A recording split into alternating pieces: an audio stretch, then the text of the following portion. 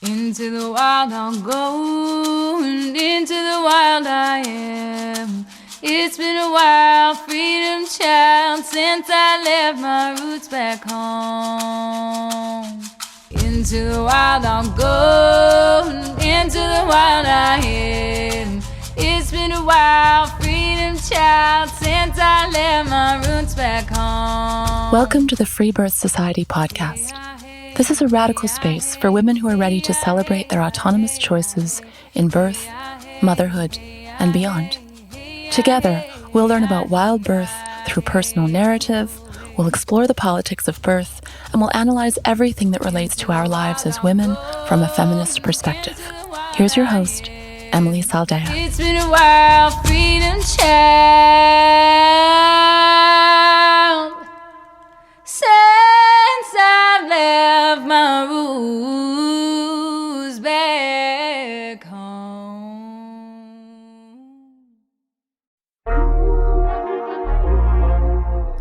Imagine dancing under the stars, surrounded by your sisters, barefoot and free, completely immersed in the here and the now. Imagine a place where you can play, laugh, and howl under the big, bright moon.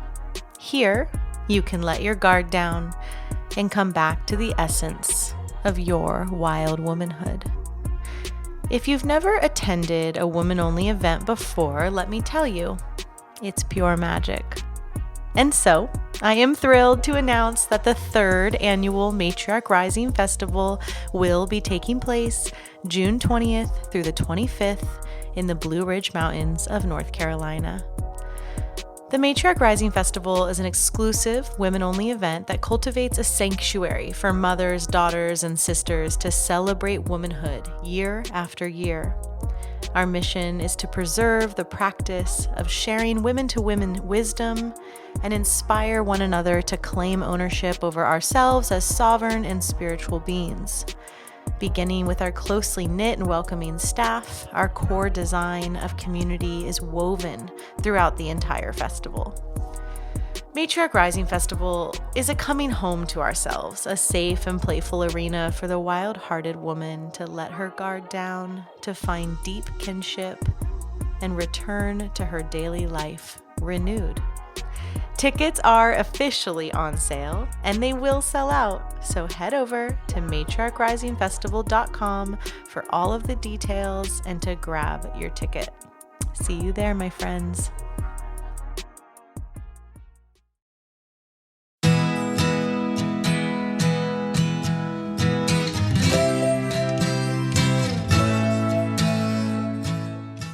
Allison from Australia shares her wild ride, from birthing in the system, choosing IVF, then later learning she was in fact entirely fertile. After getting dropped from her medical midwives, Allison stepped into the big work of birthing outside of the system. Allison shares how she invited her previous doula into her twin home birth, and the birth itself was undisturbed and rooted in total power and bliss. Unfortunately, her birth keeper then made calls that weren't hers to make, and Allison shares how everything then changed.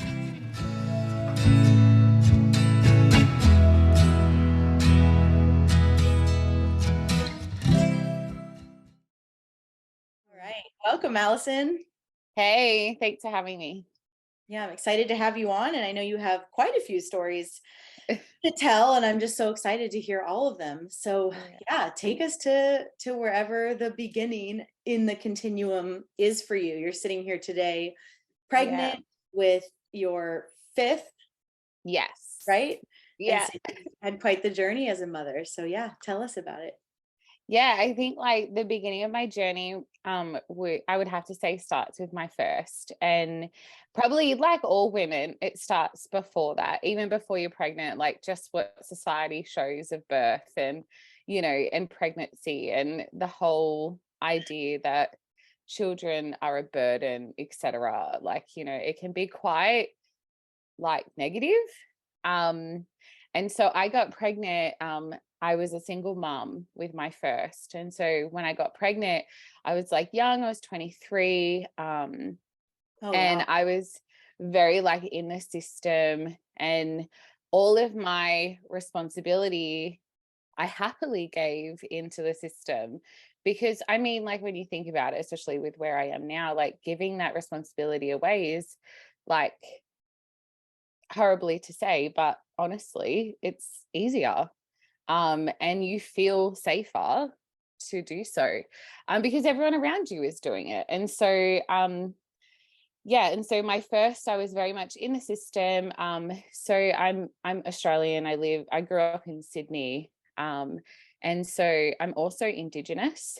And we have like known midwife programs where you can go in and see your known midwife, but they won't be there for the birth. And it's publicly funded.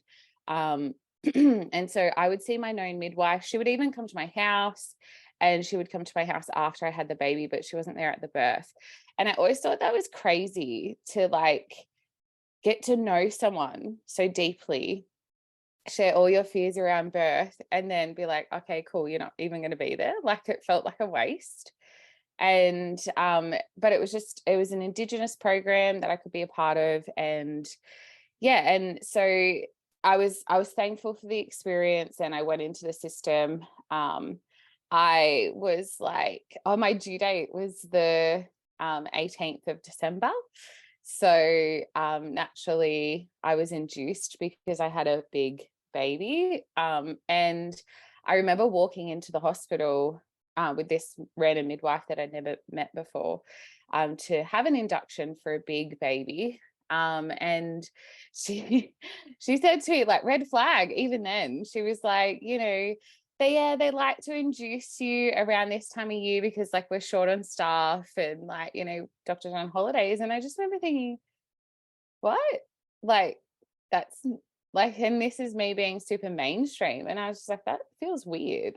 Anyway, still, it was a red flag, but I kind of went along with it. I didn't really know any other options at the Well, that's kind time. of what's crazy is like they don't even they don't even have to lie No. because women will still just do it. Like I've Yeah. had births where doctors just come in and say, okay, my daughter's dance recital's at 5, so the baby Right. needs to come out by 4. And then they're all just like, okay, Yeah, like, I'm sorry, wild. I'm this inconvenience, and They're I not will even try like my best. lying.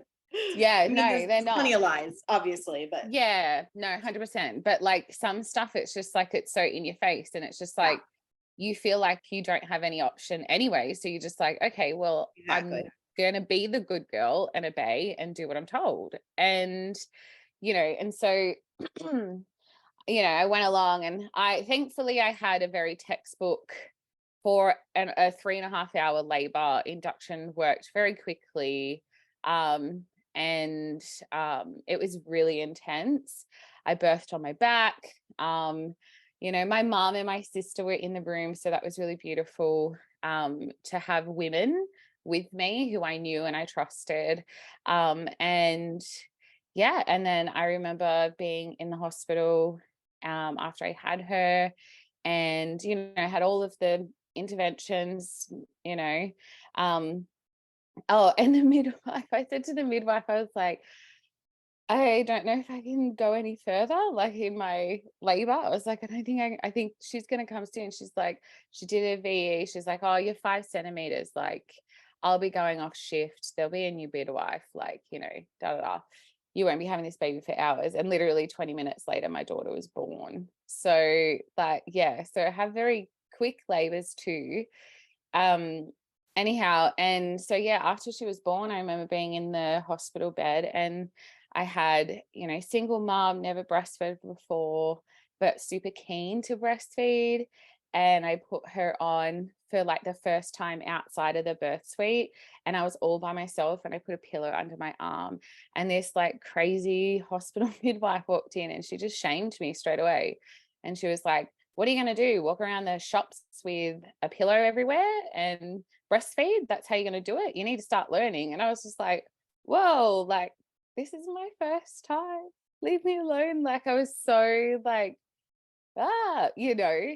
And I signed myself out of the hospital because it made me really nervous. And I drove myself home.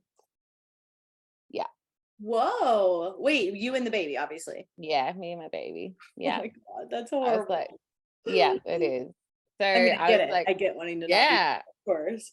I was like, I don't want to be here. And I felt really unsafe, like Yeah. just emotionally, And so, yeah, I drove myself back to my sister's house and stayed at her house. And we had Christmas was in a couple of days because she was born on the 22nd. And yeah, and so, Wow. yeah, that was my first birth. It was like, honestly, I look back and I was like, it could have been worse. Sure. I'm thankful that it wasn't, but man, it could have been so much better. Of Like course. so much better. I mean, if, knowing what you know now, right? Knowing what's available to you on the Yeah. spectrum, it's pretty horrible. Oh yeah. You Like know, just the simple fact that I was induced for Christmas was that in it, that probably annoys me the most. Yeah, 100%. yeah. I was thankful, like at that time I really wanted as natural birth as possible in the hospital. So like I didn't have an epi, I had like gas and air. I was like, that's kind of my limit. I don't really want anything else. And yeah, I really didn't have time for anything else anyway. She was 3.5 hours. But you have Pitocin, obviously. Oh yeah, obviously to induce. And that was so incredibly intense. Yeah. And my goal for my next birth, like if I ever did have another baby, if I did find a partner or whatever, my hope was that it would just be spontaneous labor and I would still birth in the system. And, that was it. Didn't really know about home birth even then. And yeah, me and my daughter, we were just us against the world for like 2 years. And me and my husband is actually American, so he's from Oregon. And I went to Oregon as a foreign exchange student when I was 15, and I met him in high school. So we kind of had been friends on and off, but like we were kids, so we just stayed friends like on MySpace, like old school. And yeah, and so one year, like I posted a painting that I had done and I won an art award in Sydney, and he commented on it, and like we're both Christians, and so I told him what it was about, and we just had this foundation and we just started building from there. And yeah, and we got married like 8 months later, and he Whoa, moved. that's fast. Yeah, it was. I labor fast, I married fast. Like when I'm ready to do something, like I got my mind made up. Like there's no mucking around over here. And we lived in America for like a few months, and we discussed like having children. We really wanted to have children straight away. And as soon as we got married, we were trying, like actively tracking my cycle, trying to do everything as natural as possible. And again, he's very similar to where I was, like in the system and whatnot. And like just had, like his sister had hospital births and things like that. So didn't really know much else. Yeah. And then we came to Australia for some health issues for my eldest daughter. And we were trying for like 2 years in total, and not even any single pregnancy once. And so we decided to try like a IVF doctor to like see what was going on. And we found that I had diminishing ovary syndrome, and I would most likely go through early menopause. And my husband had Wait, let's be fair about how we're framing this for yourself. Yeah. You didn't find that. Someone didn't find that, this is a insane diagnosis. Yeah, which like obviously now, as you've mentioned, I'm on my 5th baby. So like it hasn't without IVF. Yeah, without IVF. Yeah. Like yeah. So yeah, it's just looking back, it's just like, oh my gosh, all these like red flags just like throwing up everywhere. Totally. Well, it's such a predatory system, it's like I imagine that no woman's ever walked into an IVF clinic and they've been like, no, you're totally fine, healthy. Go get some acupuncture and clean up your life, and maybe do a little pranayama and eat organic, and you'd be right. Like, yeah, no, they're like, oh, yeah, it's like it's like, seriously, does that many women have that many problems and that many men have that many problems? Like, it's, Wait, what's what was it that you're likely to be menopausal earlier than average? That's such a like weird. I was told I would go through menopause by the age of 30. I'm 33 in like a couple of days. It would be funnier if it wasn't like incredibly depressing, and that so many women believe this about their themselves. Yeah. And before my husband, I didn't want to have a million kids. I only wanted to have one more if that's what he wanted. Like, I wasn't really interested. And so, like, to hear that, I was like, oh, okay, whatever. Like, and then, but I was like, I really want to have a baby with my husband. And, he's just like, I'm happy to have the many babies we have. And that, like, he had low sperm count. And it's so interesting because they were instantly like, oh, he has low sperm count, he can do all these natural things to like fix his system, but like we're gonna have to pump you full of drugs. You're the money maker, baby. Yeah, like, and it's like it just makes sense now, but yeah, so like he did all of his natural things to up his sperm count, and me, it was just kind of like, well, I'm gonna pump you full of drugs. So I had a high dose like my first round, and I produced 3 eggs, and they were like, that's really low. Only one was viable. We used it. I ended up miscarrying about 7 weeks. And I remember my body was like excruciatingly like exhausted and in so much pain. And I don't like, I was always kind of mainstream, but I've always been a little bit natural minded, where I'm like, like aspirin and ibuprofen and things like that. I never was like, oh, let's just take that whenever. I was always like, oh, that feels weird to take all the time, and let's try not to do that all the time. Like, is there a way that I could, maybe should I drink more water? Like, could that be basics? Yeah. So so when that happened, I was like, okay. And then flipped over, and instantly they were like, look, you can start your next cycle as soon as you miss this baby, you can jump straight into the next cycle. And there wasn't any like counseling or like anything, like any support. Like, I just lost a baby. So we did the next round straight away, and it was the most humiliating, actually, because when I remember being in the room to put the embryo back in, and the doctor just sat there and he was like, all right, take your clothes off, like, and get on the bed. And my husband's in the room, and my husband's like, okay, like looking, and then he's like holding my hand, and I was like, I'm looking at my husband like, I know he's going to be going near my vagina, but like, I don't want to get undressed in front of him. Like, I feel really uncomfortable. And it was so like humiliating. And he just stood. No, so my husband was like, this is not happening. Like, he's like, are you going to leave the room first? Like, my husband stood in, like, he's very like protective. And then the doctor was like, oh yeah, okay. And so he got up, but he wasn't going to leave. He wasn't. And I put in a formal complaint, because I was like, hey, like, that's actually really like, I kept saying, like, I get that he's going to be like near my vagina to put this back in, but like, I don't want to undress in front of this man. Like, and yeah, I felt really disrespectful to my husband as well. And and obviously to myself, like, in and of the whole situation. You're just like a freaking farm animal, Yeah. It's just like, what's it all matter? You're completely faceless. You're just, you're his job. It's nothing. All I'm looking at is your vagina anyway, so you might as well get it out. Like, yeah, it was really, like you said, predatory. Yeah, it felt really gross. It's interesting. I've heard of, plenty of these stories of that happening when it's just the woman in the room, because they're perverts. But it's interesting that your husband was there. Yeah.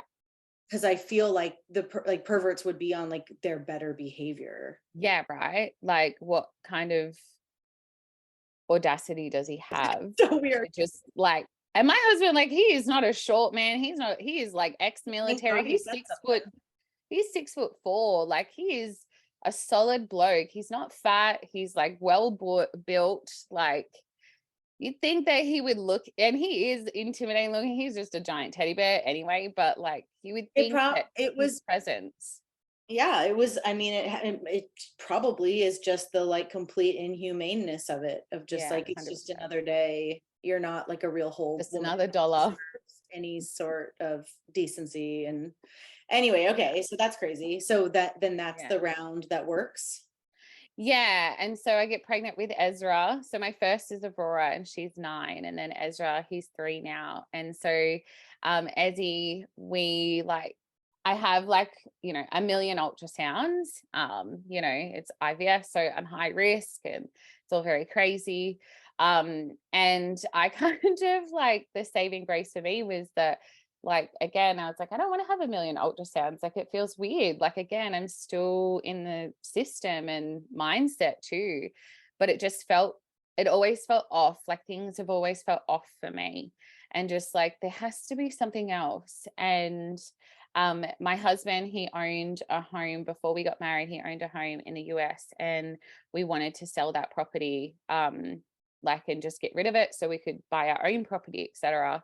Like here in Australia. And so we ended up going to the US when I was about 26 weeks pregnant.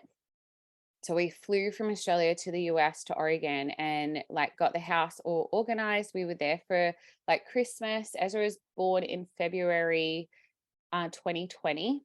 And we got home in February 2020. And so I saw a midwife in the US, like just a known midwife, to just kind of check, do my tests and things like that. And it was actually interesting to see the similarities, but also a little bit of differences between how the system is in Australia versus the US. And like, it was eye-opening to think that like, oh, well, there isn't this one cookie cutter sort of way to do things. And so, and my daughter actually, when we were in the US, she was like, so what happens when you have the baby, mum? And me and Eric looked at each other and we're like, well, grandma will come and get you and she'll watch you, and daddy will take mummy to the hospital and we'll bring the baby home and like you can meet the baby. And she was like, what? I want to be there. Like, I've prayed for this brother. Like, she's not a sassy kid, but man, she had some sass. And she's like, I prayed for this brother. Like, I want to be there. How old is she at this stage? She's like 5. Yeah. And she's just like little woman, warrior, advocating for herself. And I just remember being like, yeah, why aren't you there? Like, why is this, why am I separating you from me? One, that doesn't feel good. And yeah, 2, this is your sibling. Totally. I'm glad she pushed back. I mean, yeah, earlier about your prenatal care that it was always off, and even though you were like, whatever, like everybody, just like going along with what was expected of you, that it felt off. Yeah. Because it is off, I think it feels off to, well, I guess I might propose the thought that it on some level feels off to everyone, because it is off. And it's like, how conscious are you of engaging in fracture, right? Like it is creating fracture between, you and baby and the ultrasounds and doing the interventions and separating, the fracture of your family, of separating your daughter from the energetic field of your tribe growing, and a like portal of, rite of passage for your entire family. And I guess I'm doubling down on that, because I think way more women, even if they're going along with it, do feel that on some, level. Maybe they don't have words for it yet. Like in the back of your mind. And I think that's why I like to point out how mainstream we were. Like, we were very much in the system. My sister had twins and she had a cesarean, and that was very like, yeah, that's normal. Like, and it was very accepted. And I mean, you did IVF. That's pretty. yeah, exactly. Very mainstream. Yeah. And so and to think, even as a woman in that kind of experience, like I could feel it in the back of my mind that this felt weird. And I have even got friends who are still very mainstream, and they're like, yeah, it is weird. And it's kind of, yeah, and they agree. And then it's like, they're like, it's kind of like they don't know what the next step is or how to process it, or, you know, that switch hasn't flicked yet. And it's kind of like, how do we tap into that little, you know, the little switch? So what do you say to your daughter like, how does that change anything? Absolutely. It like changes so much. So me and my husband, I was like, okay, yeah, why isn't she there? And I was thinking about her being like in the hospital, and I was like, maybe some women, like, I swear women birth at home. And it was just like this, it just kind of came out. And my husband was like, oh hell no, like we are not going to be that weird family that births at home. Like, he was so against it, and it came from a place of fear, 100% for him. Yeah, Absolutely. But I kind of like was like, actually, and I think like the Indigenous side for me as well, of like being woman to woman, women's business is such a huge thing in my culture. Like, men's business and women's business is very separate, and having a baby is like community, is family, it is women's business. But like, I started thinking about her being a girl, and I was like, you know, I want her to watch this. I want this, as long as it's not traumatic, like I want her to be a part of this. I want her to watch how this unfolds. And so all of that started kind of coming out, and me and my husband started talking about it.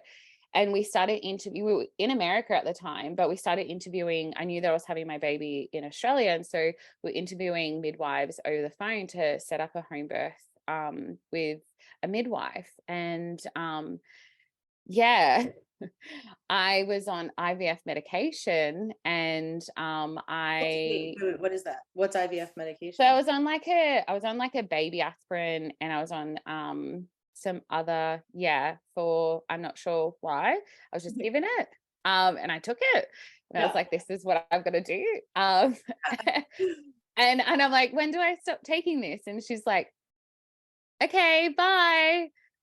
And I was like, what? And then so she never gave me clear instructions. She's like, speak to your midwife or your doctor when you're closer to the end, and they'll tell you when to get off it. But I'm in America. And so I tell my American midwife, and I'm like, when do I get off this? Like, should I get off it before flying home or after flying home? I don't know what this medication is, and I don't know what it does. Like, so I'm asking you, right? And she's like, oh, just come off it cold turkey. Like, you're fine. And I was like, okay. And so I did at 36 weeks.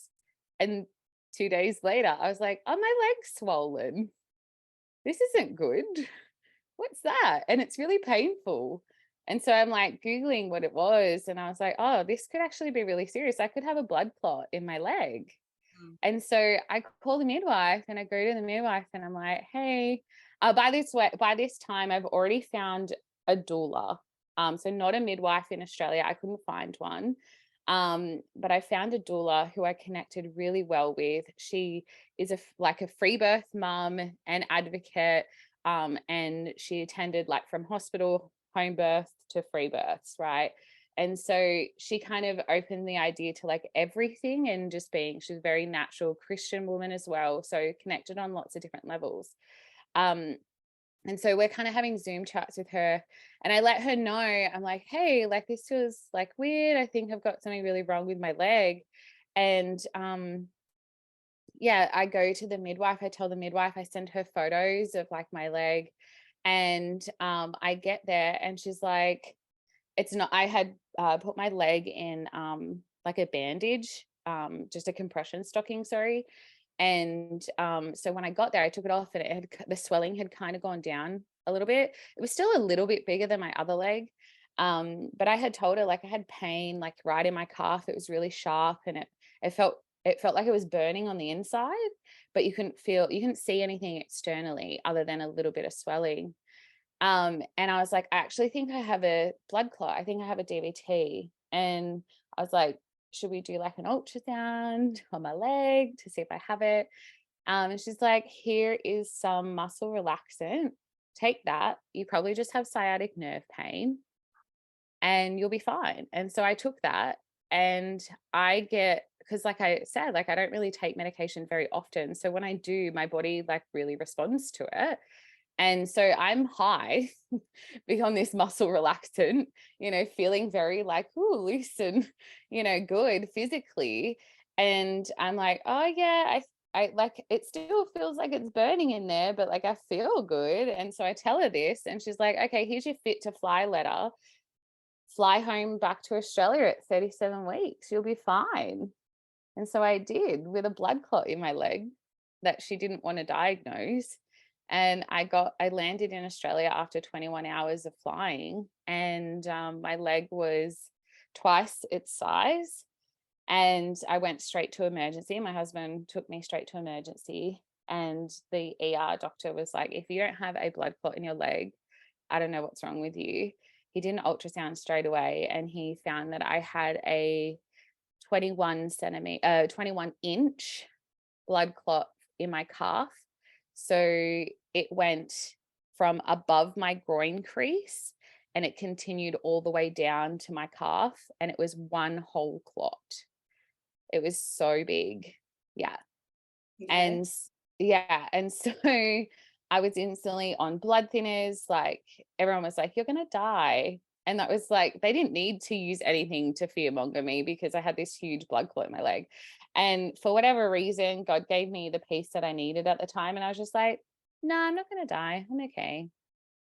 Like, everything will be fine. And like, I had like a meeting with like the head ER doctor, and she was like, but this is really, really serious. Like, you have to do all of these things and da da da. And I'm like, yeah, I'm fine to do them, but I'm fine. Like, I know that I'll be okay. And I have a lot of peace about this. And I know my baby's okay. And I think that was a really big thing. And the very beginning of my motherly intuition, and really stepping into my own body and being like, you know what? I knew I had a bloody blood clot, and you just denied me. And I realized that I have way more power in knowing my own body than anyone else on this planet can ever tell me about. And that was truly the beginning of that. And that like betraying yourself, betraying your own inner knowing, absolutely, was quite dangerous. Yeah, it almost killed me, like, as it is for all of us. Yeah, exactly. I mean, like, you have a blood clot that's small, and that travels, that breaks off. Like, the most risk time that you have is within like the first couple of weeks.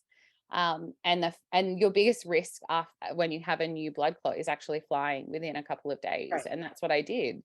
And so I was like, no, I'm totally fine. And I ended up not having a home birth, because I knew that my body was sick. And I couldn't find a midwife. And it was just this whirlwind. And I just was like, okay, I'm going to have a hospital birth. I wanted as, calm and as natural as possible. The good thing about that, though, with having the blood clot, was that they were like, the most dangerous thing that we can do for you is actually give you a cesarean. So my doula, who knew like all the causes that bring you and all the interventions that bring you to C-section, we had so many conversations very quickly and intensely about like what interventions to really kind of step away from, like epidural and trying not to be induced and things like that. So I was really afraid of having the Pitocin, and I didn't want it. And so just because, obviously everything that comes with that, and I was on high dose blood thinners, because it was so big. And I ended up having him. I have a question. Mm-hmm. So you said something like, we ended up not having a home birth because my body was sick. Yeah. So just like at that point in time, like, is that still what you think? Um, Like you obviously thought at that point that the hospital was the safest place for yeah. you to birth. I didn't feel that. Like, I felt that the hospital was the safest place for my body to go, because like I fully believe that when a woman gives birth, it's a marathon, right? Like, our body is incredible. It's such a beautiful thing. And our body goes through this wonderful process.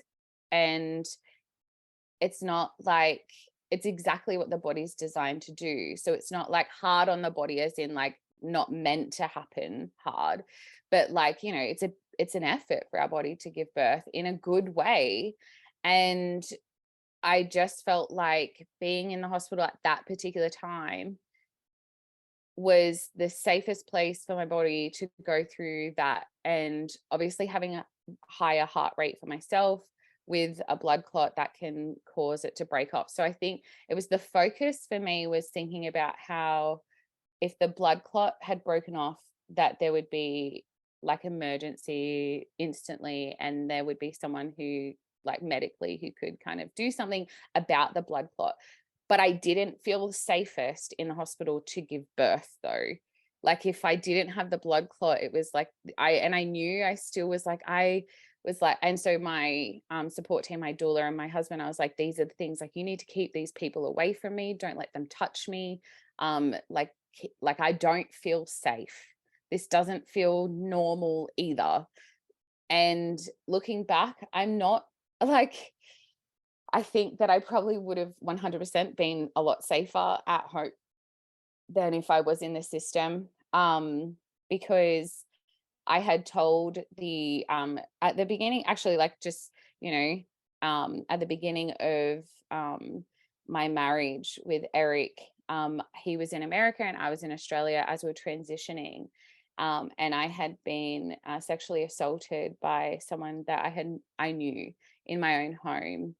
And it went to court. That person went to jail. It was a really big event in my life.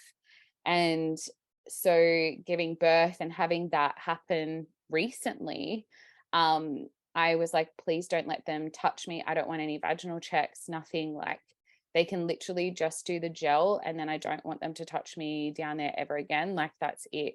The gel being And the Cervidil for induction. yeah, which if I knew what I know now about that, yeah, no. And so yeah, it was really hard. She put the gel in, I instantly went into labor. And he was like such a quick labor. He was ended up being 2.5 hours. And so my husband and my doula were very protective over my space and things like that. But you know, you get some very tricky hospital midwives who will get in there and do what they need, and they don't give a crap, and they'll do whatever they want. And we are very unfortunate here in Brisbane, because that's where I live now, is that the local 5 hospitals have like this perinatal bundle package. So when baby is crowning or has come out, they do an internal via your anus to make sure you haven't teared. And so my son, normally they do it after you've had your baby, and obviously they're supposed to do it with consent, but look, we know that doesn't happen. And while I was crowning, she stuck her fingers up my asshole, and I cried and I begged her to stop. And I said, please stop, like, just, yeah. And she said no. She just straight up said, no, I have to do this. She has to anally rape you while you're birthing your child. Yeah. Holy fuck. And before, like, I had told her written and verbally that like I didn't want to be touched down there because I had been raped and it was going to be so triggering for me. Please don't do that. Like, I don't consent. I don't even care why you think you need to do it. I'm not giving consent. And so yeah, she said no, and then I just remember internally just falling into nothingness right as I'm like, my baby's crowning, and I just whispered to myself with like nothing left and was like, please stop. and obviously she didn't. And, you know, my body pushed my baby out, and I teared. And I ended up, like, all I wanted to do with that birth was I wanted my waters to break naturally, and I wanted to catch my own baby. She tried to catch my baby, and like that little burst of me was like, like that, like, screw you sort of attitude. And I picked up my baby, and he had the cord wrapped around his neck just really gently. And I went to pull him up, and I was like, oh, he's not moving. And then I realized that it was around his neck. So I just instinctively just unwrapped it from his neck, and he was fine. I didn't feel anything crazy about it. He was totally happy, and he was looking at me. There isn't anything crazy about it. No, there's not. He's like, what would you do if you found a person with a rope around their neck? You would untangle it. You'd be like, I'm gonna leave that there. Like, yeah. Wow. So you're fully reinitiated into sexual assault as you're birthing your freaking child. I mean, obviously we know this is obstetrics. This is so how it is. This is the normal. This that is is so brutal. Yeah. And I had said, because, like, you know, we know that, like, Pitocin managed third stage, like your placenta delivery, we know that if you have Pitocin, there's a higher risk of having hemorrhage, there's a high risk of having retained placenta. And because I was on blood thinners, I said, I absolutely refuse. I will sign everything. I don't care. I'm not having that, because I'm on these, like, double the amount that you're normally meant to be, blood thinners, and if I do hemorrhage, like, I will potentially die, so I don't want this. And she's like, okay, like, whatever. It's really dismissive, like the rapist midwife. Like, you know, I'm meant to put my whole trust in. And so I've picked Ezzy up, and I'm looking at him, and I'm just falling in love with my baby. And I roll over to my back, and, you know, it's been 3 minutes, and she comes from behind without saying a word, and she jabs me in the leg with the Syntocin, Pitocin. And so I had no choice now. And, you know, as I sit here and say to you, I felt that the safest place for me and my body was to birth in the hospital. It wasn't, because she raped me, and then she put something, she drugged me fully. And then what happened? Exactly a week after I gave birth, I had retained placenta, and at home I passed huge clots, and I was like, something's not right. And I was feeling a lot of pain, and I kept telling people, I was like, I'm in pain, like, this feels wrong kind of pain. This is not afterbirth pain. This feels sharp. I don't feel well. And everyone kept dismissing me, except for my own husband and my mom, but, like, the medical teams were always dismissing me. And then I went in, and 1.4 liters of blood just poured right out of me all at once, and I hemorrhaged. And all because she didn't give a shit. Sorry. It's fine. But, like, yeah. On this podcast. Such a horrific story, and such a common story. Yeah, it's horrible. And I'm so sorry that happened to you. Thank you. And I am thrilled that the next part of your story is going to be all about your transformation. Yeah. The beautiful butterfly. So yeah, after all of that experience, which was obviously extremely intense and incredibly challenging, it actually, instead of making me more fearful, it intensified the idea that, one, I knew my body better than anyone could tell me, and I was going to be able to tell people what was wrong with my body before they could tell me. And two, I had faith, and I trusted that God would make me aware of what I needed to be aware of. And so that's the journey that I begun and stepped into. And my husband was like, no, we're never doing IVF again. I'm not watching you do that. Like, and we're never having a hospital birth again. Like, he was just like, not happening. He's like, obviously you pick, but, like, I don't feel comfortable with a hospital birth. And yeah. And so I was on blood thinners for like 11 months after Ezra. And then we decided that I could get off the blood thinners, and the hematologist, like the blood specialist doctor, he was like, you can get pregnant whenever. And, you know, with all of this infertility problems, the first time me and my husband have sex, we naturally conceive twins. Not the first time I've ever heard that. And it won't be the last either. Yeah, right. Exactly. Yeah. But, and I'm appreciating that your husband obviously put some pieces together, because a lot of men, after they've seen their partners raped and tortured, they emerge from the birth so trauma bonded to the system that it actually like even further doubles down the loyalty to the system, and some like confused, obviously, like cognitive. It's like Stockholm syndrome. Yeah, 100%. But it sounds like he was on some level fairly clear that that didn't need to happen like that. Yeah. And I think as well, he was like, a part of him was like, there was so much fear surrounded by choices that he's like, and it led us to something horrible. Let's not do that again. And so, yeah, we got pregnant and like, did like the blood test and was like, yeah, you're pregnant. You know, my HCG levels weren't high or anything. They were actually lower at the same time than what my my other two were. So we were like, okay, everything's fine. I was offered to do like your dating scan.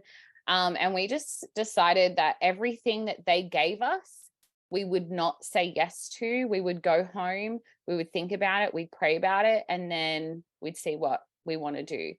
And so the dating scan came up and I was like, well, why are we doing this? We know when we conceived. We don't need an ultrasound to tell us. So I didn't go into the pregnancy going, yes, it will be a wild pregnancy. It was just like, let's take each step at a time. And then every single thing that they brought, I was just like, why am I doing this? This is stupid. And my husband was like, why are you having to do this? This is stupid. Like as soon as the light is on and you're it, none 100%. Of it makes any sense. No, it doesn't. As soon as you're asking, why am I doing this? The whole thing crumbles. Yeah, 100%. And like, you know, we're offered the 12-week scan, the anatomy. And by the anatomy time, I was like, I think I was 16 weeks. I did go into the hospital because I'd had like really bad morning sickness, like HG. And so I went and got some fluids. And so the midwife she was like, oh, do you want to do an ultrasound? I was like, no, I really don't want one. I feel like my baby is fine. I don't need one. I just need fluids. That's all I'm here for. Please help me. That's it. And so she was like, oh, okay, can I palpate your belly? And I was like, yeah. And so she did. She just felt, and she was like, oh, you're measuring a little bit further ahead. And I was like, okay, whatever. And my husband's like, yeah, 100%. Actually, you're having twins, babe. And I was like, no, I'm not. Like, I'm not. And it's also really, sorry, it's just also really gross that like, she's like, let's do an ultrasound. And you're like, no, thanks. I'm just here for fluids. And she's like, okay, cool. Well, then can I palpate? Yeah, it's like, I still have to do shit you're not asking for. Just give me something. Let me just. Yeah, I need it. It's so gross. I know. And it's like, it is. It's so bad. I'm sorry. So my husband calls it. Yeah, he calls it. He's like, having twins, babe. Like, that's what it is. And like, I've never been like, oh, I need to have twins. My sister had twins. So like, we knew that it's a thing, but I never thought it would be my thing. And then, yeah. And so, we just kind of at home, I'm glad that she palpated it in the way that we ended up being able to use it. Mm-hmm. So me and my husband started doing that, and he started palpating my belly. And it was like his way of kind of physically feeling my belly grow, and him really being in and it connected us, and it connected him into the pregnancy on another level. And so we just kept like, and he was starting to understand where babies were and like what my body was doing. And so it was actually really beautiful for us. And so we just continued through the pregnancy, and by I think it was like 24 to 26 weeks, I was like super huge. Like my fundus was like right in my ribs, and like I could feel that laying down. And then by 26 weeks, I could physically palpate 2 bottoms and then 2 spines. And I'm like, this isn't one baby. Like this has to be 2. If it feels like 2, it yeah, is. it's 2. Yeah. And I was like, and I'm getting kicks in like 3 quadrants at this exact same time. Whoa. Yeah. And I was like, I'm not having a square baby, and I don't believe in like too big of a baby. Like that's just BS to me. So, and I was like, I'm 100% on my dates. And everyone kept saying that. It was always like, oh, it's just because you're off on your dates. I'm like, no, I know when I can see. Gaslight. Yeah. So rude. And it is. And it's, yeah. And so anyway, and then I'm like, everyone's like, oh my gosh, you should have an ultrasound. And I was like, why? So they can tell me that I have 2 babies when I already know. Like, why do I need that? Like, why do I need someone to tell me what I'm already telling you? Like, you're just not listening. Right. And you're just a misogynist that doesn't think an adult human female can possibly speak from her own embodied authority. I mean, that's actually what it is. Yeah. And it also shows your lack of trust in that woman. Because, well, that's what I meant. That's essentially what misogyny is, you know? No, yeah. But I mean, like, especially when it's like you have a relationship with that woman. And I think it's like, so strangers, it's like I can get having that crappy attitude and I just brush it off. But if it's someone that I actually was in a good and what I thought was deep relationship, it's like alarming. It's so offensive. It's so like offensive. I'm like, what else don't you trust me with? Totally, like this isn't even affecting you. The other, like, yes, 100%. It's so rude. It's so offensive. And you know, most of these people are coming from pretty significant brainwashing and being condescended, you know, being infantilized as well. Right. So like when I had my first pregnancy and it was a wild pregnancy, and I told my grandma, I'll never forget her going, well, how do you like actually know? Like you're going to, like, a doctor needs to tell you that you're pregnant. And I was like, Grandma, it's the same test. Like I peed on a stick at home, and then I would pee on a stick. They're testing for the exact same thing. Yeah. Like I'm pregnant, and she couldn't wrap her head around it. You know, and it's not now. Right. And it's not personal, right? Because nothing's personal. It's that they don't know anything. Yeah. But I still get that now, even with the twins. It's like, oh, but you didn't actually know you were pregnant with twins until you gave birth. And I'm like, no, I was, and even when I'm like, I would let people, like I would allow, and I would like bring people and be like, feel this belly, feel this bump, and feel this spine, feel this other bump, feel this other spine. And I would literally be like, feel what I'm feeling. And they like, and it was only a couple of people that I let, like trusted people, but then they would still be like, oh, but you just don't know.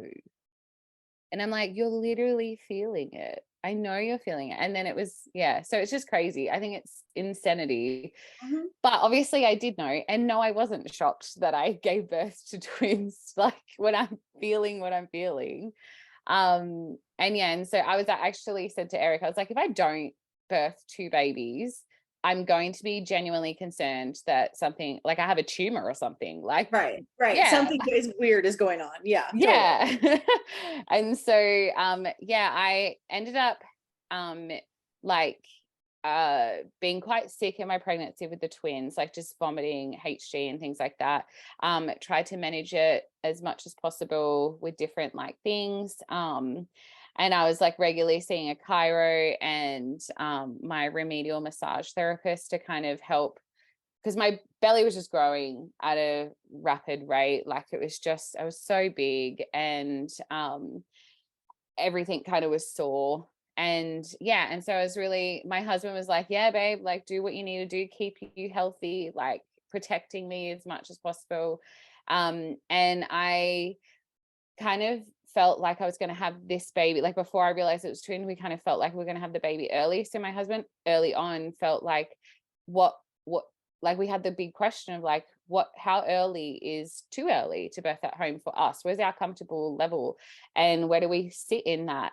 And we said it was about 35 weeks. And so I went into labor at 35-1, which looking back, I actually wasn't 35-1, I was 34-1. So yeah, I just had like a brain fog moment where I just, in the time that I was in labor, and maybe I was just kind of subconsciously trying to convince myself to stay home anyway. So at what point, so yeah, tell me a little bit about like, okay, so you emerged from that horrible birth with your son, and you know it's going to be a home birth next time, but like when does the tilt into free birth happen? Because that's obviously like a whole new arena. Yeah, so like I said, like with my with Ezzy, like my doula she had free birthed herself, and so like I was able to kind of really talk to her about it and express like what fears I had around that. In Australia, a midwife cannot attend a home birth with multiples, so because they'll get deregistered. So I knew kind of halfway when hubby started talking about it being twins and that being a potential, I was like, well, I definitely can't have a midwife anyway. And I was already struggling because I was like, I'm not having ultrasounds and I'm going to have hardly any tests. And they were like, we can't do that. And we don't feel comfortable with that. So I was like, well, free birth is probably my option that I'm going to choose. And my husband was so on board well before I was. And he was just like, yeah, what do I need to do to help you, to make you feel safe, etc. So he's a really supportive guy, which is amazing. But yeah, it was probably about the time just before I could palpate that it was twins, and then like 2 weeks later, so it was about 20 to 22 weeks, that I was like, yeah, I'm just free birthing and that's fine. And then I realized that it was twins, and I was like, I'm still free birthing. Like I'm just going to know more about. And so like, I listened to your podcast, and I listened to a bunch of other podcasts, and I just tried to get as much resources, which there isn't a lot of unassisted twin births. But do you really find that it's that different? No. Right. No, what the difference is, and what I found is that it's the label of high risk. Right. And you're labeled high risk for twin-to-twin transfusion, and you're labeled high risk for preterm birth, and potentially developing any other like complication. And like, well, those complications aren't current, so that's not a risk for me. And I felt that we were okay from 35 weeks for preterm birth. And I don't know, I just internally was like, no, I don't have, like, then it's not twin-to-twin fusion, like it's all fine. That I could, even when I was palpating, I'm like, they feel about the same, like it wasn't like significant difference. But so I wasn't worried about that. That's all, important and valid. And when you have the experience that you had with Ezra at your back, like what's risk, like risk is to go in and be raped again. Risk is to, come on. Right. So yeah, 100%. I think that's for so many women who shared their stories on the podcast and privately with me, it's like arriving at this place of the only way is with God. Like the only way is to be with it and to trust it and to fully surrender. Yeah. And to allow it. Yeah. Because once you've seen the darkness of the system, it's real hard to wrap your head around going back there. Yeah. And I love that you said like, what is risk? Because that was a huge part of my tipping point, was like, I absolutely, and so did my husband, take into consideration that I could have a crappy midwife again, or I could have a great one, but that was a risk. And was I willing to take that risk? No, no, thank you. Never again. Like that's not what I was wanting to do. And so, and it played a huge role in it. And, just looking at stats here in Australia, very similar to America, like, you know, obstetric violence here in Australia, like 1 in 3 women walk out of the hospital setting with some type of birth trauma. No, 100% of them do. No, absolutely. And I'm saying statistically that is even documented. Right. I'm like, just documented, that's a huge number. Yeah. Like, we know it's that higher. They'll even admit it. Yeah, right. How are they? I'm surprised they're allowing that number to even come out. And so, yeah. And so I was like, just knowing more and more. And then having someone who was just so ready to be with me, and, you know, just talk to me about free birth and what it was, and a non-judgment zone where it's like, hey, I'm really scared of X, Y, or Z. And then just feeling free to ask those questions. Just you mean your doula friend? Yeah, like that felt normal. It felt normal to be like, hey, I have this fear, and then someone sit and hold space with you. That feels normal. But going into a hospital setting and be like, I have this fear, and then dismissing it, or hey, I have this request because that makes me nervous, and then dismissing it, that doesn't feel normal. And so yeah, I went into labor at like 34 and 1. And I was like, it was like on and off. I was kind of getting like little, like for an hour, I'd get a couple of like what I was thinking was Braxton Hicks, and it wasn't anything, like it was pretty irregular.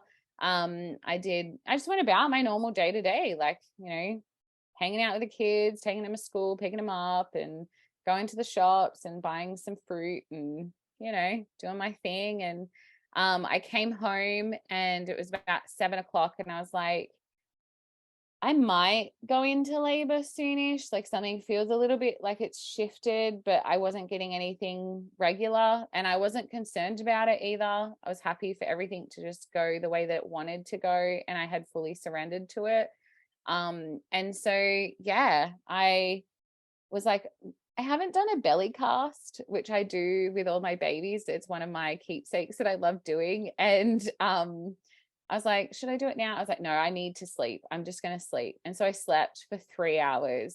My husband got home from his afternoon shift at 10, and, you know, the 15 minutes to have a shower, kind of do what he needed to do, got into bed. And it was about like 20 past 10. And I woke up and I was like, that's the contraction to be like, you're in labor, like this is it. And he's like, oh, okay, I just did a 12-hour shift. And I was like, don't worry, babe, we know that I have quick labors, like you'll be sleeping soon. And yeah, then we kind of got everything set up. Like I really wanted a water birth, and yeah, and so he kind of started filling the pool, and I had a photographer, called her over, my doula as well, called her over. And yeah, it was just so nice to have my children know that my children were in bed and they're asleep, and like when the time was right, they would awaken and they would come out. And my daughter really wanted to catch a baby, and she really wanted to cut a cord, and she was like so excited. And so it was nice that they were just sleeping literally in the next room. And yeah, and I just started laboring, and I did a belly cast while I was in labor. I was like, I got to quickly do this. I need this for my babies. And I got into the shower to wash everything off, and I lost like my mucus plug. And it was like so exciting because I had never experienced that before. And I just remember like holding it and just like having this big smile on my face while I'm like contracting, like, and so all this beautiful oxytocin is just like flowing through my body, and my husband's smiling. He's like, babe, it's happening. And so we went back into the lounge room where my birth pool was set up, my birth space. And when I kind of hit that more towards the end of active labor, I do like a deep belly rumble, like a diaphragm, like it's very low. And I think it woke my children up, and they kind of potted out of the room just on their own, and big smiles on their faces. It's like 1 a.m. And yeah, and my little boy Ezzy, he just like wanted to hold my hand, and my daughter was like, she got into her clothes because she knew she wanted to jump in the pool to catch a baby. So she was so set. And yeah, we just I just labored, and no one was touching me. I don't like people touching me when I'm in labor. So my husband just kind of sat next to me, and just gave me lots of eye contact, which is what I wanted and needed. And I just let my body do what it absolutely needs to do. And I think there was one time, and it was right before and I was in transition, that I was like, oh, like it was very intense. And it's like that, you just want a woman to look at who's done this, and you just need that, like, you want that eye connection, the eye contact. And I just remember looking at her, and she was like, you so got this, and that's all she said. That's all I needed. And I was like, oh, that felt good. And then first baby, Zol, he came out like head first, and he did the beautiful, like, he turned once his head was out. And then the next contraction, he just came right out, and hubby caught him and brought him up to my chest. Brought him up to my chest, and he was kind of labored breathing. It wasn't anything concerning, but I could, in that, that quick assessment that mums do, like I could see, but I just kept him on my chest. And maybe a minute later, I had another contraction for the next baby. So I was like, oh, so you didn't get any time between them. No, wow. Not at all. So I was like, I need someone to hold my baby. Yeah, seriously. I need to concentrate on getting this other baby out.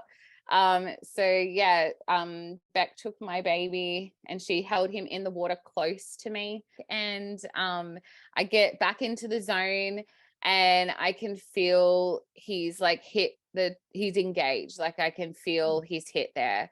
And then like the next contraction, he was out. Like literally, I did not feel him. Like I didn't feel, there was no like crowning, nothing. Like he just shot right out. And I was like, there's a baby. Like, I'm trying to it shocked my system to push that baby out that quickly. And I was like, there's a baby. And my husband was like, oh, Aurora. And so Aurora's already in the water, and she brings baby up to my chest. And oh, that's your daughter? Yeah. Cute. And she, I have this photo, and I'm holding Zion, twin 2, and she's in the background in the water, and she just has this big smile on her face, and it makes me so happy. And Zion, he was labored breathing as well, but it was a little bit heavier. And he then went floppy, like he stopped breathing, he went floppy, and he went purple, and he went lit. So I actually intuitively, before being pregnant, I had this feeling that I just needed to know a little bit of neonatal resus, just the basics. And so I did what I needed to know about that, to get myself in a place of not allowing that to be a fear place, but just a place of knowledge. And I was like, okay, cool. And so when he went floppy, it was so instinctual though, is like, I just put my mouth over his nose and his mouth. I sucked, spat, assessed him again, and he was still floppy. I did that again, and then I gave him a breath, and I'm rubbing him, praying over him, doing, and not like vigorously, but just gently, like calling him. I'm like, come on, baby, like, speaking to my son. And he, as soon as I gave him that breath, he just went, oh, like it shocked him. And he was. So why did you suck first? Because that's not in NRP. No. Right? That's no. Okay. Yeah, because I'm hearing this more and more about women sucking, and it's not until the breath. And that makes a lot of sense to me, especially if floppy, going purple. Yeah. The breath makes a lot of sense to me. So I'm just wondering if there was more to that. So I felt like intuitively it felt, and even looking back, it felt like I needed to suck because he shot out. And so all that, like all the process of birth of like pushing everything out, it was like, he didn't have that. Like he just, like he did, but it was like, a whole contraction from top of pelvic, like just out. And so it was like, I just gave him that suck, and I did have a bit of mucus come out of him, and I spat it out. And then the second one, I did a quick little suck, assessed him, and then instantly went straight back to give him that breath. And then that really kind of, like, it just shocked him, and he was like, oh, hi. And he's looking at me like, what's happening, mom? Like, and they were both like labored breathing. And For how long? As in, like, how long were they labored breathing? Yeah, because I think that would make a lot of moms nervous, you know, if they were new moms, if they didn't have much education around it, or that. Yeah, so they were having labored breathing for like so I think maybe to answer that question properly and fully would be, for me, I was fine. Yeah. And I felt fine with my babies. And I felt that as soon as he was breathing, I wasn't nervous. I could see that he was labored, and that was okay for me. And I was thinking, I need them on my chest. I need them on me, and I need to breastfeed them. I need to be with them. I need to get out of the water. However, I then look up, and some people in my birth space weren't feeling that same way. And so the ambulance was called. Oh no. Yeah. Oh, yeah. Bummer. I know. And so I was like, okay, radio. Wait, so who made that call if it wasn't you? That's a pretty big deal. Yeah. So like, I feel like I'm throwing under a bus, and I feel bad, but like, yeah, Beck was like, we need to make the call, like, and then my husband was like, he was looking at me and then heard her kind of, you know, be like, we need to make the call. And then so my husband responded to her rather than to me and how I was responding. Look, it's not throwing her under the bus to say the facts of what happened in your birth story. Yeah, I know. And it's also, you know, this is, I know you know this, I'm saying this, you know, to listeners, like, this is why inviting people into our births is complicated. Yeah. You know, because it's not throwing her under the bus at all. No. We can totally edit out her last name from earlier. Yeah. But this is the risk of, right, of Absolutely. because violating your authority. Yeah.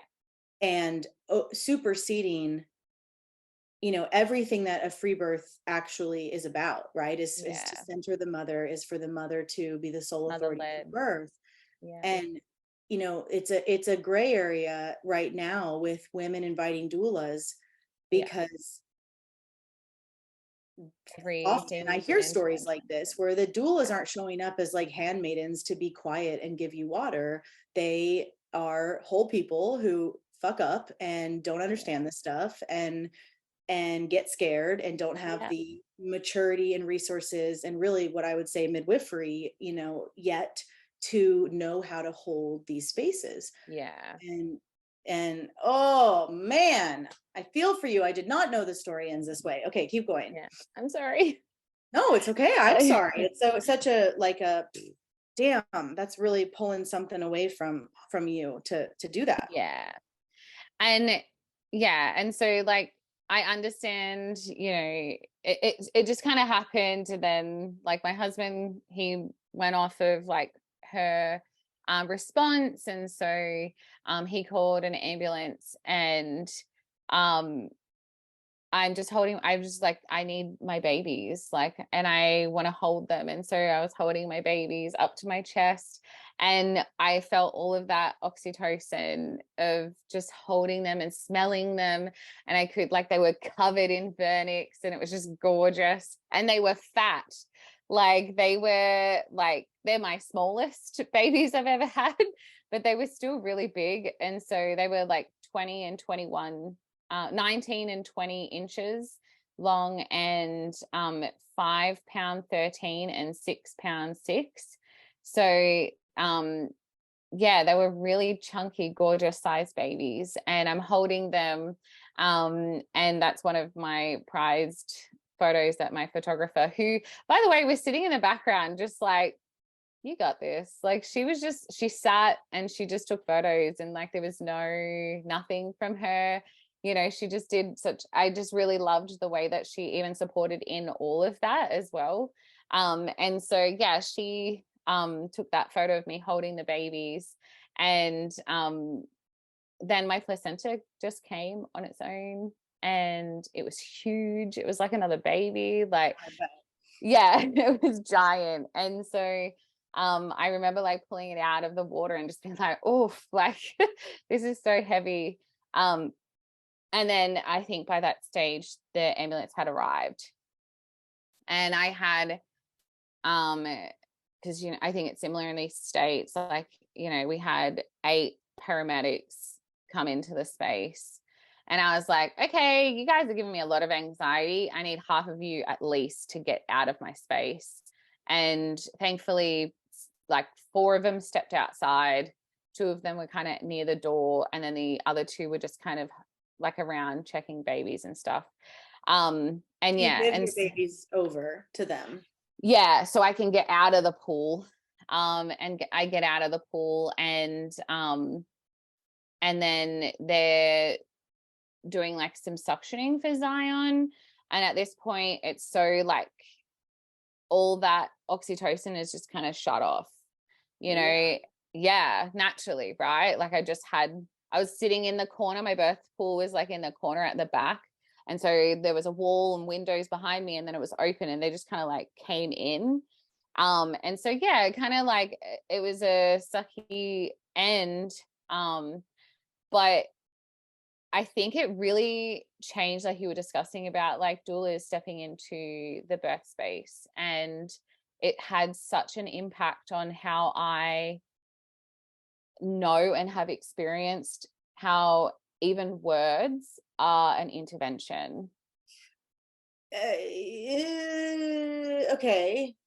In the sense, I don't know if I agree with you that words are an intervention, but definitely calling an ambulance without the mother asking for it is. That's what I mean. I mean, like it can be like words can be like a good encouragement, and they can be used well, but they're powerful. Words are powerful, and it can change people. And so Did they take your babies? Yeah. Oh shit. And they were we went into the hospital, and they were like, and I don't know, in Australia, like, if your babies are in NICU, you're not allowed to stay with them. So you have to go home. And so I was separated from them, which was horrible. And thankfully they were ready to leave NICU on day 3. So yeah, like we walked in, they're like, they're going to be here for like 6 weeks because you haven't had an ultrasound. And like they freaked out, and like, we do all the, like, we're not having antibiotics, we're not doing vitamin K, we're not doing all of that, like just CPAP, that's it, minimal, that's all they need, thank you. And so yeah, and like they were like, the doctor would come in and she's like, oh, they are just exceeding expectation of like how, she's like, every time I come in I have a plan for what we're going to do next, and they're well ahead of it. And I'm like, yeah, because I had a very calm intervention free birth, and I'd do it again. And she was like, I'm always going to advise that you have your baby in the hospital, but like I get what you're saying, and I see that, like, she's like, they're definitely showing, like she could see that they're doing well and they're healthy, and like they were the fastest to leave the NICU. And so man, okay, so I know it's like kind of awkward to talk about, but like how do you address that level of violation with this woman that you has done 2 births with you? And I mean, that's such a big deal. Yeah. So like I remember like saying to her, like, if I had another baby, like I don't feel like I would need anyone but hubby and I there. And and then when I got pregnant this time, she was like, I'm not going to be a doula. Like, she's moving on to other things now. And so I was just like, it just kind of worked out in that way. So she never, it wasn't like, it was never discussed. A little bit. Yeah. Like, we kind of discussed it, and I was open with the fact that I was like, I didn't make that call, and like, it should have been me to make that call. And you weren't gonna make it.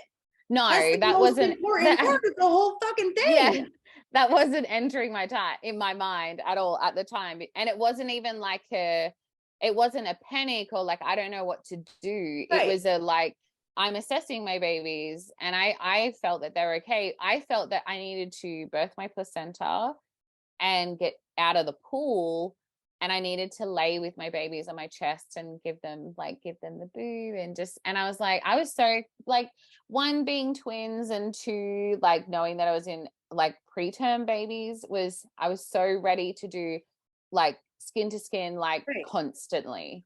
Like, yeah. So I had the things in my mind of like how I would manage that. And so I felt really safe in my choice, and I felt really confident in my choice. So yeah, I did have that conversation of like, that was kind of, hard for not being able to make that choice, and feeling like that choice was not feeling like, but that choice was taken away from me. And so, and it cost you the first 3 days of your life with these children. Yeah. And it was really hard. It was really hard. That enrages me. Yeah. It's just so unethical for women to agree to attend these births that are supposed to be about the mother claiming her power, claiming her authority, and claiming her children. Yeah. And after having gone through this horrific abusive birth, to still have that she went through that with you, to still take that away from you is wild. And I'm sure she's nice, blah blah blah, defend, you know, people get all weird when I critique their attendance, but like, come on. 100%. It is what it is. Like, I mean, did you ream your husband? Pardon? I said, did you ream your husband for I don't know what that means. I'm sorry. Ream, like tear apart. Oh yeah, 100%. I was like, babe, what the heck? Like, I was like, babe, my whole pregnancy, like, and he has so much guilt around it. He does. And like, now that we're in a, like, moving forward, I don't want him to hold that guilt forever. Like, that's not a good place for him either. So he learn from it. Exactly. And he was like, and he did, he was like, I was like, babe, do you realize what happened? Do you realize what you did? And he was like, it took him a little bit. And he was like, oh crap. Like, I took a choice away from you that was not my choice to make. And two, I listened to someone else other than my wife, who I trust, the mother of my babies, who I trust. And he's like, man, I really messed up. And and he felt really guilty for a really long time. And so he definitely, even like, I got pregnant again, and I was like, babe, if I decide to solo birth, like with 0 people, don't be surprised. Yeah, totally. And he was like, as much as that would make me sad, as in like, I'd love to be there, but he's like, if you do that, I'm in support, and I totally understand why you would want to do that. You're like, you're moving the needle with every birth. Yeah. You're moving it. Just like, and honestly, a part of me, I'm just like, why? Like, there's the two sides of me. There's like the indigenous side of that woman to woman, like, village, where it's like, I just want a whole bunch of women who fully trust me, and will fully hold space for me and allow me, even though I already have that authority, but them allow it within themselves to trust and know that I'm going to make these choices, and they are good, and they are because I have the best interest for my children and myself, right? That doesn't exist in your life yet. No, exactly. So, and so I'm like, but then the other side is like, no, I just want to go down into a dark room by myself and just be like, boom, there's a baby. It'll be like an hour. It's fine. Like, you know, I mean, obviously there's a million ways to birth, but like more and more I'm kind of, let's see if I can articulate it. I'm seeing it more as, you know, these woven women's communities that, you know, that I'm certainly building in my life, that, you know, women are hoping to build and whatever. I feel like there's the women can hold these concepts together and show up in all of these ways, but I don't know that the real like pinnacle moment or point is to actually have them attend, you know, because like there is stuff that happens when you're alone, and there are parts of you that you will meet when you're alone, and there are ways you cannot outsource when you're alone that can only happen when you're alone, right? And even, you know, even the you know, I consider myself a pretty, what's the right word, like a pretty skillful midwife, and I know how to hold and like put, you know, bring it back and not take it on. But women are still projecting and, you know, their stuff onto me and wanting to outsource onto me because I'm there. And I just think the women who do completely solo birth, I just am like, I'm so in awe of that, because like you feel all of that, like you feel like, and I don't know, and I think it's definitely something that I'm exploring a lot, being 25 weeks now, is that what does this birth look like, and where do I feel safest? And that's not just birth safest, that's emotionally, physically, spiritually, everything, for both me and my baby. And so you know, the idea that if I just solo birth, I keep fantasizing that I'll just go into labor and I'll just put her on, we have a 2-story home, and I'll put her on downstairs and hit the shower and just do my thing. You know, a lot of women who've done that, who like, their partner and even their children in the house, but are very like, this is my wing, this is my area, don't come in, you know, I'll call you if I need you. I mean, I know lots of women who have done that very well and very successfully, and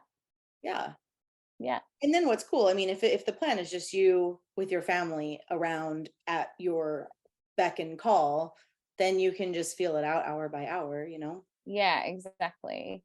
And I kind of see it as like the allowing, I fully trust myself, you know, like I don't have doubt in myself with this. Like I look at every birth that I've had, and like the labor, and then even after, like I fully trust that, like that my intuition over my own baby is just instantly there. Like I'm looking at them, I'm assessing them without, like, you know, it's not a conscious thing, it's a subconscious thing. And, you know, it just, I fully trust that my abilities to be able to do that. And so it's more about, like, what do I want to do? And everyone just has to be comfortable with that, because that's not my problem. Sorry. Well, they don't have to be comfortable with it. It literally doesn't matter, actually. That's true. This, Allison, this is yours to claim. Like, that's what's so cool about this. This is yours to claim, and you've experienced the cost of not claiming that space, you know, in these like really big, painful freaking ways. And it's so available to you, and it's so available to you with this baby, and after all of these lessons and, you know, ups and downs and everything of your mothering journey, it's just so, it's so available. It just, it's like very obvious to me, and even you just talking about it, that you're so ready to claim it. And and it's all I want. So cool. And I come back to you and be like, I just potted on down to the shower. And like, don't get me wrong, I love the whole beautiful birth spaces with the fairy lights. And I'm like, I just don't see it. I see like literally whenever labor happens, and just, I've fully surrendered into everything. There is no plan. The plan is to birth my baby. Like full stop. And to experience like a truly undisturbed birth. And I'm including the first couple hours of postpartum. like a truly intact, undisturbed birth. And I think for many, many women, like the only way they can achieve that is to do it on their own. Slash, maybe have their partner like in the wings, like with towels and water, like that's nice and helpful. Amazing. Well, I'm excited for you. So we see what happens, and I'm just I don't know, we want to have 1 million babies. Like, honestly, the twin birth as like the after birth, but the actual birth itself of the twins was just like life-changing, like incredibly life-changing. And I'm like, I could literally do that 100 times over. Like, I could have 1 million babies. Like, I could birth over and over. Pregnancy, I'm not as great at. But like, the birth side, it's like, and the twins, they were 4 hours. They were about 7 minutes apart. So like, I'm just like, when I'm ready to have a baby, like I'm having a baby, like, or two, we'll see. I mean, it's quite, it's like your baby and God, at that apex, when it can be respected and when you can do that kind of work. I get it. 100%. Well, and so, well, thank you for listening too, because it's so nice being able to share my birth story. And I think, like, especially with the way that the world is shifting and the birth world is shifting, that like hearing stories of women, like listening to FREEBIRTH Society podcasts and just talking to other women, just, it's so encouraging. And to find people, like who get, and they get the, like, maybe you have a question or a fear or a concern, or, maybe you have a joy or a celebration too. And like, just finding your people, it's been really nice. So I appreciate all the work that you guys do too, a lot. Thank you for your time. Thank you. And that's it for today, my sisters. Check out everything we do, including one-on-one and group coaching. Learn about our private membership, in-person retreats, and more on freebirthsociety.com. Our online courses are on freebirthsocietycourses.com, including our flagship course, The Complete Guide to Free Birth. Don't miss the Radical Birthkeeper School if you're ready to become the authentic midwife that women are searching for. Together we rise, and the revolution starts inside each of us. I'll leave you with our FREEBIRTH Society theme song, Wild Woman by Aruba Red. I honor you for the wisdom you held, the ancient traditions of plant medicine and womb magic. I feel the spirit of the ancestors as I place my hands upon my belly. This sacred portal will be honored. Eons upon light beams of survival, withstanding the eradication of our power by design. I will not allow the separation of our young to be forced upon me. My sisters will no longer birth in captivity. The picket line redefined from burning our wild women to paralyzing us and drugging our babes. Strapped down in a clinical white bed, drying up the milk from our breasts. Keep your needles. My family will never again be doomed to chase those dragons or your poison. We reject your fear. We choose love. Everything with intention. Death, ascension. I will fly and bring her back from the stars. Conscious